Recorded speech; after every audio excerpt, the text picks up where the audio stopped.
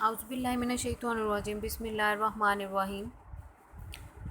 अस्सलाम वालेकुम students of 8th class, this is your social study lecture number 5 and chapter number 1 the concept of the two nation states and it's your books section number 2 history. Previous lecture में हम 2 pages की reading कर चुके हैं। अब हम next start करेंगे। Open your books at page number 89 and let's get started. Allama Mohammad Iqbal 1877 में पैदा हुए एंड 1938 में उनकी वफ़ात हुई। He was a scholar, philosopher, poet and lawyer. आप शायर थे, वकील थे, फिलोसफर थे और मुअल्लिम थे। Educated both in the traditional as well as modern institution of his time at home and abroad. आपने उस टाइम अपने घर में भी और बैरून मुल्क भी मॉडर्न तालीम भी हासिल की और अपनी ट्रेडिशनल रवायती तालीम भी हासिल की। Iqbal was rank for most as an influence figure in the modern Muslim history. Iqbal को मुसलमानों की तारीख का एक बहुत मुतासिर कुन इंसान शख्सियत समझा जाता है। The political developments in the subcontinent with the rise of Hindu nationalism and Muslims generally retreating to the background compelled Iqbal to think of the causes। Iqbal को इन वजूहात पर सोचने पर मजबूर किया गया जो कि सियासी तब्दीलियाँ हो रही थी, हिंदुओं की कौमियत की और मुसलमानों को डुबाने की, उनको पसे पुश डालने की, और इन वजूहात ने उनको मजबूर किया कि वो सोचें। He expressed his thought in forceful poetry to awaken the Muslim spirit.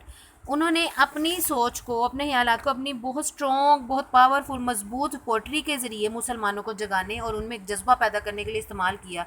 In 1930 the Muslim community of the subcontinent selected Allama Iqbal as the chairman of the Muslim League conference. Muslim League conference के chairman के तौर पर 1930 में Muslim community ने आपको अपने लिए एक चेयरमैन जो है वो सिलेक्ट किया। इन अलाहाबाद इन his presidential address at this conference, Iqbal put forward the proposal for a separate Muslim homeland। और फिर इलाहाबाद में जो मुस्लिम लीग कॉन्फ्रेंस का इजलास हुआ, उसमें आपने अपना ये कॉन्सेप्ट रखा है कि मुसलमानों का अपना एक अलग वतन होना चाहिए। Allama Iqbal also entered the round table conference in London in 1931 and 1932। London में जो राउंड गोल में इस कॉन्फ्रेंस हुई 1931 और 1932 में, उसमें आपने शिरकत की और अपना यही मौक़िफ़ उसमें बयान किया। In 1930, he published his famous series of essays on the reconstruction of religious thought in Islam। आपने 1930 में पब्लिश किया, शाया किया अपना मज़ामीन का एक सीरीज़ को, जो था जिसका नाम था the reconstruction of religious thought in Islam. ठीक है, इस्लाम में मजहबी सोच, मजहबी अफकार को रिकन्स्ट्रक्ट करना। Later political developments confirmed Iqbal's believe in the two nation theory. बाद में जो पॉलिटिकल तब्दीलियाँ आई, उससे ये यकीन हो गया इकबाल की टू नेशन थ्योरी पर लोगों को। He proved to be a guide and support to mister Jinnah. आप मिस्टर जिन्ना के लिए एक गाइड और एक सपोर्ट के तौर पर मुस्बत साबित हुए। आपने उनको बहुत ज़्यादा support the. Who has as an active and effective leader in the Muslims in the subcontinent, जो कि मुसलमानों के बहुत ही पुरअसर और बहुत काबिले आप समझ लीजिए कि इफ़ेक्टिव थे, मुतासिर कुन लीडर जो थे वो सब कॉन्टिनेंट बरसके के मुसलमानों के बन सकते थे।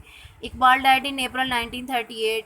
इन मार्च 1940 a formal demand was made for a separate state for the Muslims and in August 1947 Pakistan emerged on the world map an independent country. Iqbal ने अप्रैल 1938 में वफ़ात पाई और मार्च 1940 में मुसलमानों की जो डिमांड थी अलग वतन की, वो रख दी गई और अगस्त 1947 में पाकिस्तान बनकर दुनिया के नक्शे पर उभरा एक आज़ाद रियासत की हैसियत से। Next personality Chaudhry Rahmat Ali. He was born in 1897 and died in 1951। He was a lawyer, वो एक वकील थे, trained in Lahore and then at Cambridge University in England.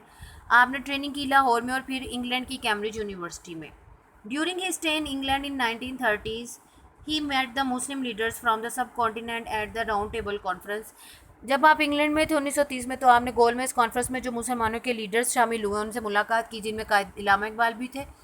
He try to convince them to press for an independent Muslim state. उन्होंने इन्हें convince किया leaders को कि मुसलमानों के लिए अलग स्टेट का मुतालबा करें।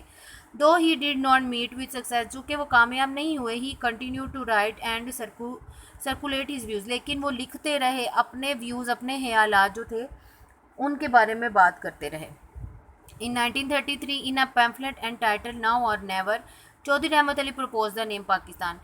फिर आप वहीं पर रहे, आपने उन लीडर्स के साथ बातचीत अपनी बंद ना की, और फिर 1933 में आपने एक पैम्फलेट जारी किया जिसका नाम नाउ और नेवर, अब या कभी नहीं था, और उसमें आपने पाकिस्तान का नाम तजवीज़ कर दिया based on the province it would encompasses, और उन प्रोविंसेस के ऊपर बेस भी करके जो कि इस मुल्क में आ सकते थे। He also form the Pakistan national movement to fight for his ideas, अपने ख्यालात, अपने नज़रियात के लड़ने के लिए आपने पाकिस्तान नेशनल मूवमेंट को तहरीक जो थी वो स्टार्ट की, which at times were difficult for the Muslim League to accept, जो उस वक्त मुस्लिम लीग के लिए मुश्किल भी हो रही थी एक्सेप्ट करना। However in 1940 the All India Muslim League acknowledged Chaudhry Rahmat Ali's effort by formally adopting his proposal for Pakistan. फिर 1940 में ऑल इंडिया मुस्लिम लीग ने चौधरी रहमत अली की इस कोशिश को सराहा और उनके इस पाकिस्तान के प्रपोजल को एक्सेप्ट किया, a separate homeland for the मुस्लिम, जो कि मुसलमानों के लिए अलग वतन का मुतालबा था। सैडली, दुख से अफसोस की बात, due to difference of option he did not agree with the final map of Pakistan, क्योंकि ऑप्शंस में थोड़ा सा उनका डिफरेंस रहा तो वो पाकिस्तान का जो मैप था उस पर एग्री नहीं हो रहे थे। His contribution was not fully appreciated he, इसलिए उनकी कंट्रीब्यूशंस जो थी उसको इतने अच्छा सराहा ना गया। ही डाइड इन इंग्लैंड इन फरवरी 1951, और 1951 में आप इंग्लैंड में वफात पा गए। Muhammad Ali Jinnah 1876 to 1948. As we have seen for much of his life as a politician and leader of the Muslim league, जैसे कि हम उनकी ज़िंदगी देख चुके हैं एक सियासतदान और मुसलमानों के लीडर की हैसियत से, the Quaid believed in one state for the Indian subcontinent with a kind of federal government. Quaid Azam इस चीज़ पर यकीन रखते थे कि पूरे बड़े सगीर पर हुकूमत हो और एक फेडरल गवर्नमेंट बनाई जाए, which would give the Muslims responsibility for most thing, जिसमें मुसलमानों को भी मुकम्मल जिम्मेदारियाँ दी जाए। In the areas where they form the bulk of the population, उन इलाकों में जहाँ मुसलमान ज़्यादा तादाद में, कायद आज़म का पहले यही व्यू था। But steadily he was driven to the believe that this just एहसास होने लगा कि ये चीज़ काम नहीं करेगी। The Hindus after independence would just take over all power, कि अगर इसी तरह से पूरा बरे सगीर आज़ाद हुआ तो हिंदू जो हैं वो तमाम पावर अपने कंट्रोल में कर लेंगे। Congress had suggested that independence B obtained first, Congress यही कहती रही कि पहले आज़ादी हासिल कर लें, and the Muslim Hindu problem sorted और लेटर, और मुसलमानों और हिंदुओं के मसले मसाइल बाद में हल कर लीजिएगा। But mister Jinnah realize that once the British were not there to keep a controlling hand on the situation, the Hindus would seize everything worthwhile. Quaid Azam ने कहा कि जैसे ही बरतानिया यहाँ पर ना रहा, अपनी हुकूमत ना की उसने, वो चला गया यहाँ से, तो हर चीज़ जो है इंडियन जो है हिंदू जो है उनके कंट्रोल में चली जाएगी। So at the meeting of the Muslim League at Lahore in 1940 he put forward the goal of a separate Islamic state. तो फिर 1940 में जो मीटिंग हुई मुस्लिम लीग की, उसमें आपने कह दिया कि नहीं, हम एक अलग रियासत कायम करेंगे। This was the end of the one nation plan, ये एक कौम का जो नज़रिया था उसका खात्मा हुआ। यहाँ पर बरे सगीर को मुकम्मल आज़ादी ना देने का जो नज़रिया था यहाँ ख़त्म हो गया। The Qaid-e-Azam had such a power over the Muslim population that the British would have to respect his proposal. कायद आज़म की इतनी स्ट्रॉन्ग पावर थी मुस्लिम्स के ऊपर, मुसलमान इतना उनको फॉलो करते थे कि बरतानिया इनके प्रपोजल को रिजेक्ट ना कर सका। Though the viceroy tried desperately until the final act of partition to keep India united, जबकि वाइसरॉय जो आया, जो इंग्लैंड से आया था, जो पार्टीशन करने आया था इंडिया और पाकिस्तान की, वो भी बहुत ज़्यादा कोशिश करता रहा, एंड तक कोशिश करता रहा कि इंडिया को दो हिस्सों में, बरसगीर को दो हिस्सों में इंडिया और पाकिस्तान में डिवाइड ना किया जाए। ही did not really believe it would be possible, तो वो यही कहते रहे कि ये पॉसिबल ही नहीं है। इन अगस्त 1947 the two nation theory become a reality, और अगस्त 1947 में दो कौमी नज़रिया एक हकीकत बनकर हमारे सामने आ गया। Mohammad Ali Jinnah the founder of Pakistan, Pakistan के बानी हैं। Okay, next topic the ideology of Pakistan. Ideology of Pakistan मतलब नज़रिया है पाकिस्तान। अब हम नज़रिया पाकिस्तान पढ़ेंगे। Ideology is the name given to a set of ideas ideals and beliefs that are particular to a group of people and also guide them. Ideology नाम है नज़रिए का, नज़रियात का, या ऐसे अकायद का जो कुछ जो लोगों के ग्रुप्स के ऊपर डिपेंड करता है, उनको गाइड कर सके. As such, in their struggle for a separate homeland, the Muslims of the subcontinent were guided by their ideology, which helped them to achieve their goal. जब सब कॉन्टिनेंट की डिवीजन की बात हो रही थी, अलग मुल्क की बात हो रही थी, तो मुसलमानों को गाइड किया गया उनके नज़रियात के मुताबिक कि उनका नज़रियात क्या है, उनका एक अकायद क्या है, मज़हब क्या है, किसके अकॉर्डिंग वो अपनी ज़िंदगी गुजार सकते हैं कि ताकि वो अपना गोल, अपना मकसद हासिल कर सकें. The same ideology has helped the leaders of the new nation to frame the constitution and laws.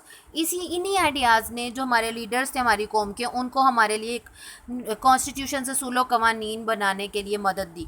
देखिए, हमारा अल्लाह पर ईमान है, नबी पर ईमान है, लेकिन वो लोग क्या है, वो हिंदुओं के साथ तो हम मैच ही कोई नहीं.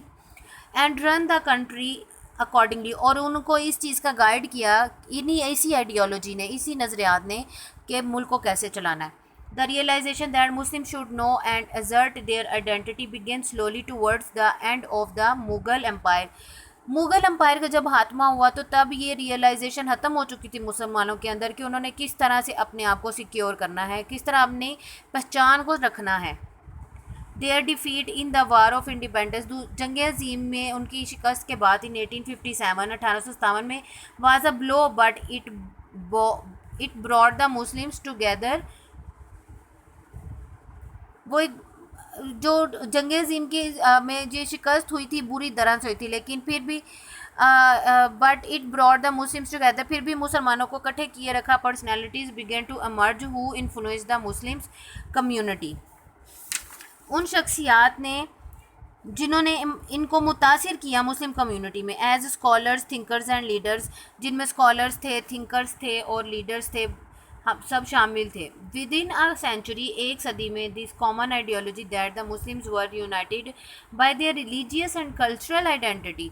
ये आइडियोलॉजी के मुसलमान एक हैं, मुत्तहिद हैं अपने मजहबी और अपने सकाफती नज़रियात के लिहाज से. And should have the opportunity to live and progress according to their faith.